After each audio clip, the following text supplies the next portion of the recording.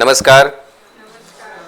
આપણે simple present indefinite tense બરાબર એને ખતમ કર્યો. હવે આપણે કન્ટિન્યુઅસ ટેન્સ પર જઈએ છીએ. તમે બધા જાણો છો કે પ્રેઝન્ટની અંદર કોઈ ઘટના તમે બોલતા હોય એ સમયગાળા દરમિયાન ચાલુ હોય તો તમે ચાલુ વર્તમાનકાળ પ્રેઝન્ટ કન્ટિન્યુઅસ ટેન્સનો ઉપયોગ કરો છો.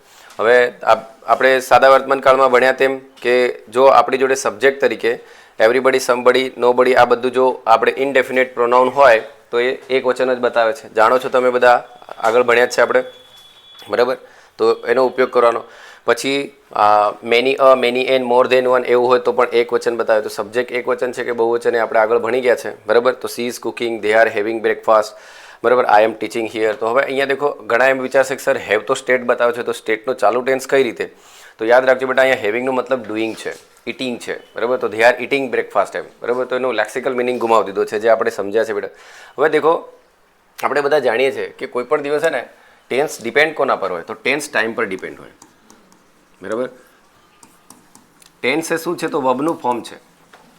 ટેન્સ એ વર્બનું ફોર્મ છે. વર્બનું ફોર્મ મને બતાવ દે કે ભાઈ તું કયા ટેન્સમાં છે, કયા કાળમાં છે બરાબર. પણ ટાઈમ મને એક્ઝેક્ટ બતાવશે કે એ ટાઈમ મને, કેમ કે હું રિપોર્ટ કરું છું એ ટાઈમ દેખવાનો છે બેટા. શબ્દ હું રિપોર્ટ પર ગેમ રમું છું, દેખજો બેટા. હું તો રિપોર્ટને જ માનું બરાબર. આમ તો હવે રિપોર્ટેડ વર્બને રિપોર્ટ કરનારો ટાઈમ આપણે સમજવો પડે. જેવી રીતે કે ત્યાં તમે એડવર્બ ઓફ ફ્રીક્વન્સી દેખીને કહી દેતા હતા બરાબર. આમ તો એડવર્બ ઓફ ફ્રીક્વન્સી તમને ડેફિનેટ કે ઇનડેફિનેટ હતી તો સાદા વર્તમાનકાળમાં બતાવી દેતી હતી બરાબર. તો એ જ તમને બતાવી દેતો કે ભાઈ આ ટેન્સ પ્રેઝન્ટમાં લખાય અને સિમ્પલમાં લખાય.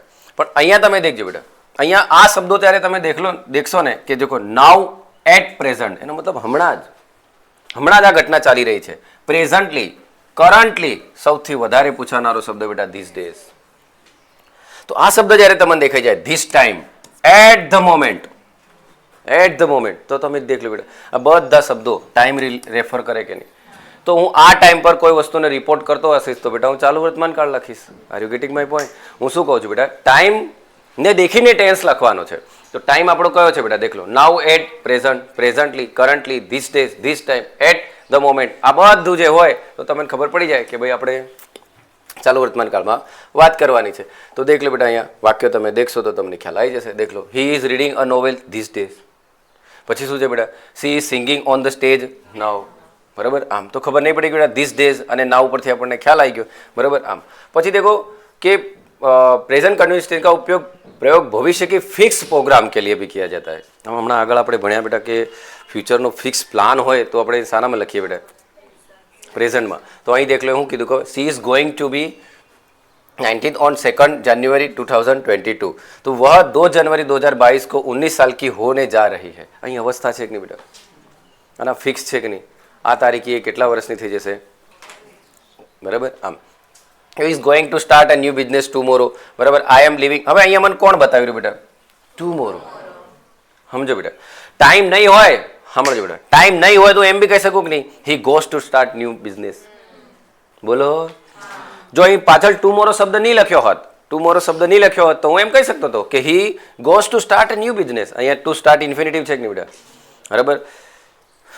પણ સાહેબ એવું બોલવાથી શું મિનિંગ નીકળતો? તો એ પણ મને એવું જ ડિનોટ કરતું કે ભાઈ આ ઘટના ભવિષ્યમાં થવાની છે બરાબર. સાહેબ કઈ રીતે ખબર પડે ભવિષ્યમાં થવાની? કારણ કે ટુ સ્ટાર્ટ તો મેં કીધું હતું ઇન્ફિનિટિવ એ શું બતાવે બેટા? ઇવેન્ટ બાકી છે એવું બતાવે બરાબર. ઇન્ફિનિટિવ તમારી પ્રોફિશિયન્ટી બતાવે. ઇન્ફિનિટિવ એવું પણ બતાવે બેટા મૂડ બતાવે બરાબર. અને ઇન્ફિનિટિવ એ ફેક્ટ નહીં બતાવે, મૂડ બતાવે. એનો મતલબ ઘટના બાકી છે એવું જ બતાવે કે નહીં બેટા? હા, એટલે આ સમજવાનો પ્રયત્ન કરજો. તો સાહેબ જો પાછળ અહીંયા આવું નહીં લખેલું હોત, તમને આવો સવાલ થાય કે સર તમે તો હમણાં એવું કીધું હતું ને કે ફિક્સ પ્લાન હોય કે પ્રોગ્રામ હોય તો સાદો વર્તમાનકાળમાં બી લખી શકાય. તો હા બેટા, જો વાક્ય આટલું જ હોત ને બેટા, જો વાક્ય આટલું જ હોત તો હું એમ કહેતો he goes to start a new business. પણ એને મને એવું કહી દીધું કે ટુમોરો તો મારો ટાઈમ ફ્યુચર થઈ ગયો અને એક્ઝેક્ટ ફ્યુચર થઈ ગયો તો મારે શું બોલવું પડે બેટા? Is going two.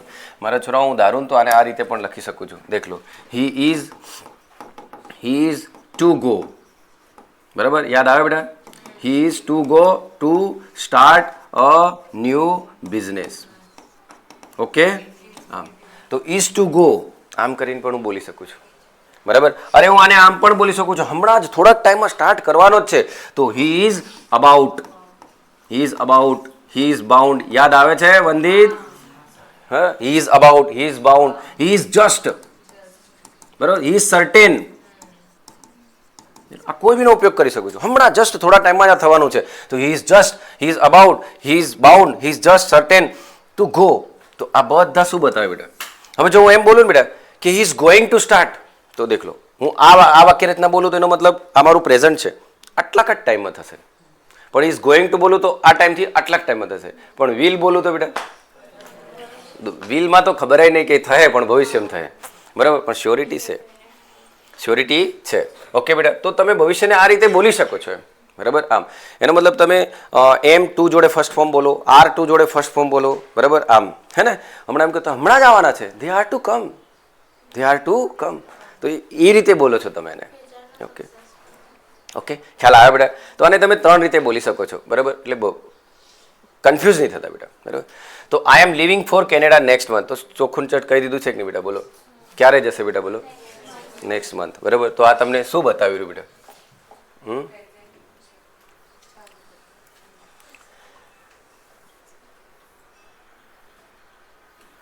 હવે દેખ લો બેટા, આ સ્ટેટિવ છે કે નહીં? બધા આ બધા તમામે તમામ સ્ટેટિવ છે બેટા, બરાબર. See, look, seem, sound, appear, love, like, detest, hate, બરાબર. Abhor, avoid, mind, belong, leave, imagine, respect, regard, forget, remember, wish, believe, process, આ બધાને તમે વાંચશો તો આ તમારા કોઈ ડાયનેમિક એક્શન નથી જેને તમે દેખી શકો છો, જેને તમે ટચ કરી શકો છો. તો જેને ડાયનેમિક અને તમે દેખી નહીં શકતા હોય, જેને તમે ટચ નહીં કરી શકતા હોય, એવી જ્યારે એક્શન હશે તો એ તમારી સ્ટેટ હશે બેટા, બરાબર.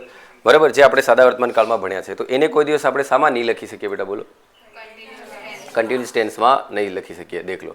ઓકે બેટા, દેખ લો અહીંયા છે આઈ એમ નોઈંગ ધેમ વેરી વેલ. અરે બાપા, કોઈને જાણવું બેટા, દેખ લો. અરે આનો મિનિંગ કાઢો બેટા તો ગજબ નીકળે. દેખ લો, આઈ એમ નોઈંગ ધેમ, બરાબર. તો નોઈંગ ધેમ ડ્યુરેશન, દેખ લો, દેખ લો. મેં આટલે સુધી જાણ્યા છે ને, હજુ આટલા જાણવાનું બાકી છે,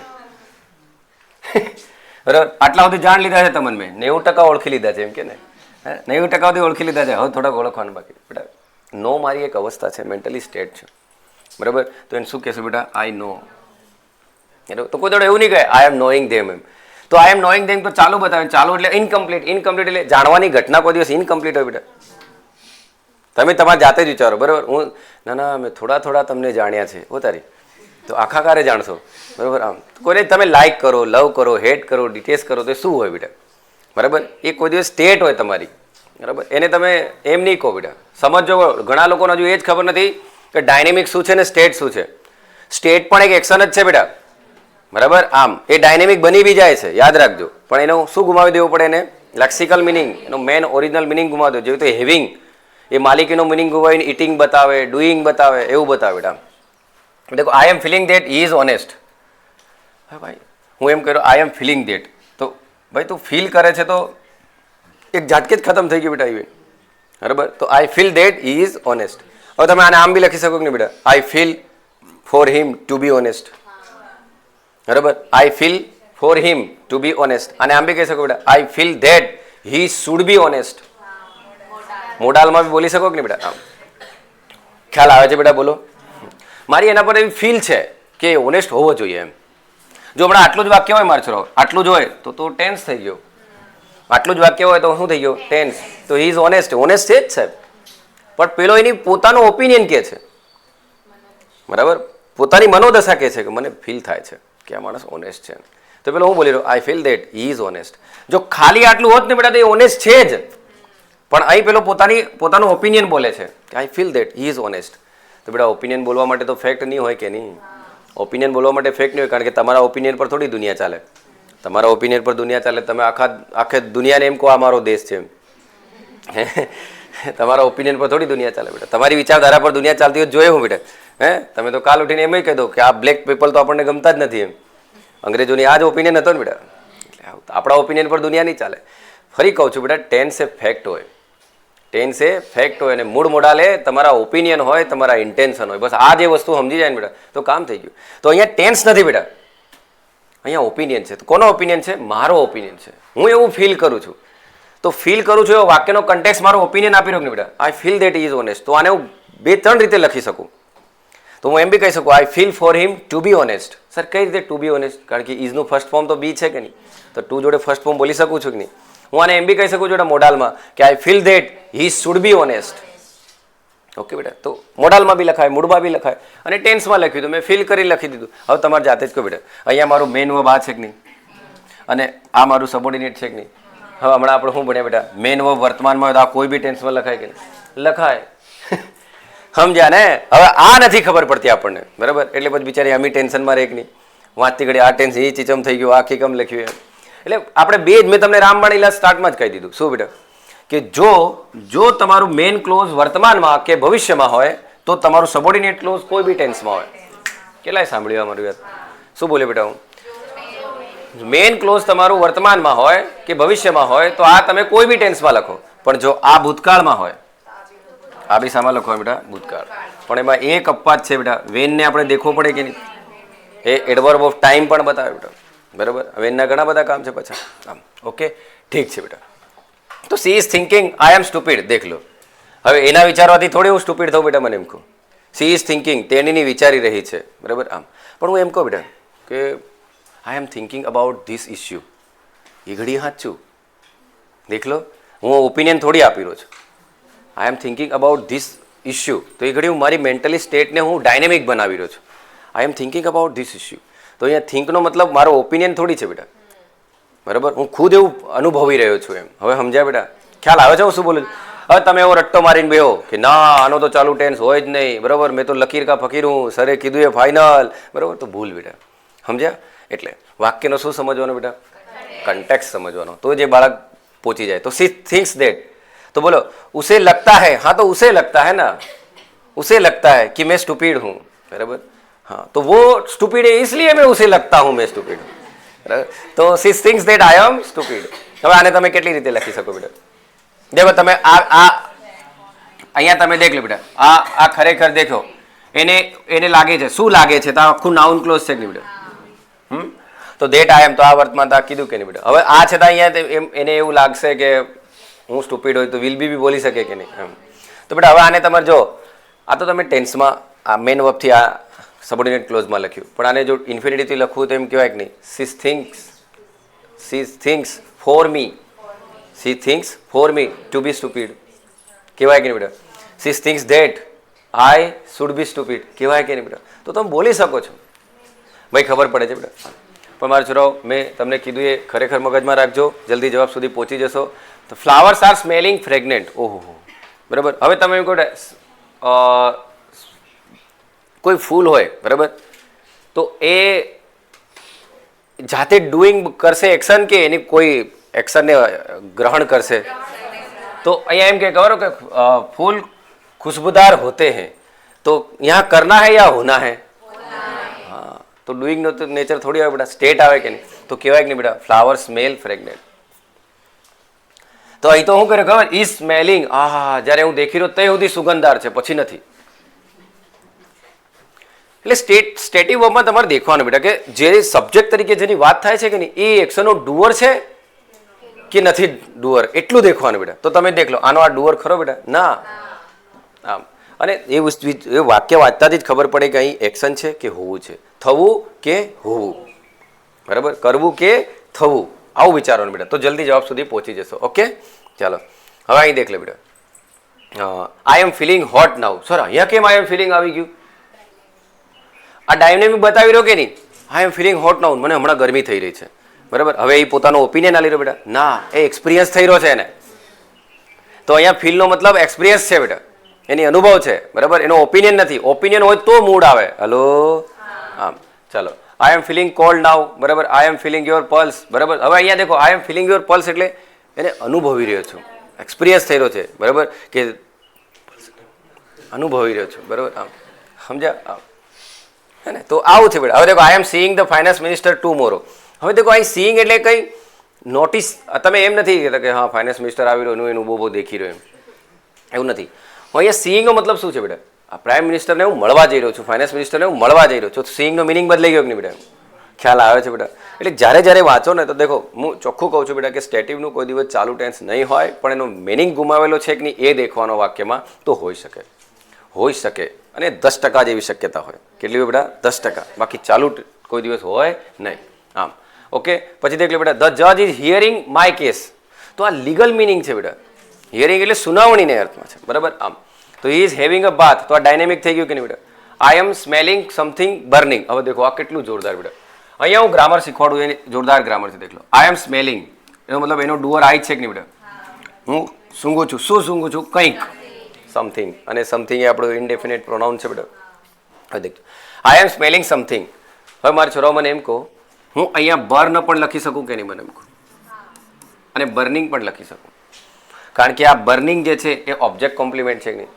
અને ઓબ્જેક્ટ કોમ્પ્લિમેન્ટ કામ કયું કરે બેટા? વિશેષણ, બરાબર. આમ હવે તમારે જાતે જ વિચારો કે સર અહીંયા કેમ આવું કીધું કે આઈ એમ સ્મેલિંગ સમથિંગ બર્નિંગ, બર્ન કેમ નહીં કીધું? તો યાદ રાખજો બેટા, જ્યારે તમે ઓબ્જેક્ટ કોમ્પ્લિમેન્ટ લખો અને એને આઈએનજીના ફોર્મમાં લખો તો ઘટના પૂરી ન થઈ.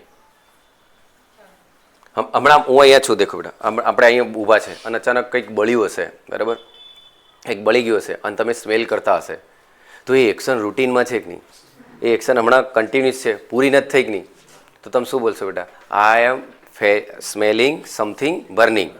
પણ તમે આખી ઘટના દેખી ત્યાં ઊભા તો તમે શું બોલશો બેટા? બર્ન. હવે સમજ્યા? ખબર પડે છે બેટા? તો આ જે છે ને એને તમે સમજજો બેટા.